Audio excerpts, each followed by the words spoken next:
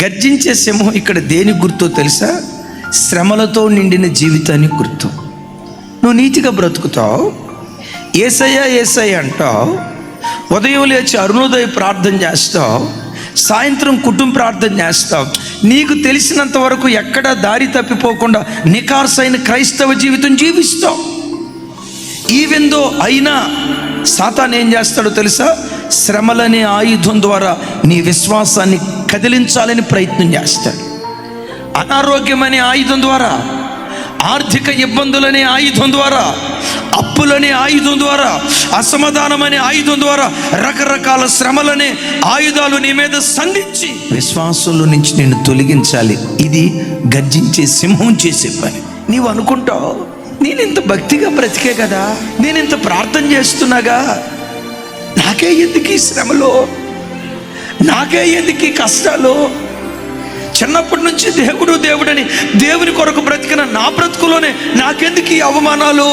వాడు ఉన్నాడుగా, వాడికి దేవుడనే భయం లేదు, అసలు మందిరానికి వచ్చినోడు కాదు. వాడింత పచ్చగా ఉన్నాడు, కలకల్లాడుతున్నాడు, వాడి పిల్లలు ఎంత క్షేమంగా ఉన్నారు. దేవుడు దేవుడని దేవుని కొరకు పరిగెత్తిన నా బ్రతుకులో ఎందుకు ఈ కష్టాలు అని చెప్పి శ్రమల ద్వారా, కష్టాల ద్వారా నీ విశ్వాసాన్ని కదిలించాలని ప్రయత్నం చేస్తాడు. వాడు వచ్చి అంటాడు, అమ్మా దేవుడు దేవుడు దేవుడు అని పరిగెత్తే ఏం చేశాడమ్మా దేవుడు? నీ పిల్లలకి ఇంకా పెళ్లి కాలేదుగా, నీ గర్భం తెరవబడలేదుగా, ఇన్ని సంవత్సరాలు ప్రార్థన చేసావు, అప్పులు తీరాయా? ఓ సొంత గృహం కూడా కొనుక్కోలేకపోయావు, సమస్యల మీద సమస్యలు నలగొట్టబడుతున్నావు. ఏం చేశాడు దేవుడు నీకు? శ్రమలనే గర్జించు సింహం నీ బ్రతుకులో ఎదురై శ్రమల ద్వారా నీ భక్తిని మింగి క్రీస్తులో నుంచి నిన్ను వేరు చేయాలని ప్రయత్నం చేస్తాడు. వాడు మింగాలని ప్రయత్నం చేసేటప్పుడు ప్రతి క్రైస్తవుడు విశ్వాసమందు స్థిరుడై దానిని ఎదిరించాలి. దేవుడు నా బ్రతుకులో కష్టాన్ని అనుమతిస్తాడేమో కానీ నష్టాన్ని అనుమతించడం.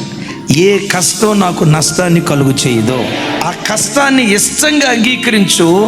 రాగల కాలములో శత్రువు సిగ్గుపడేటట్లుగా వాడి ఎదుట నీ తల దేవుడు పైకెత్తునుగాక. అంటే ఈ శ్రమల మధ్యలో మనం సాతాను చేత తరమబడుతున్నప్పుడు, గర్జించే సింహంలాగా వాడు మింగాలని నీ మీదకు వచ్చినప్పుడు కదిలిపోవద్దు అనాలి శత్రువుతో.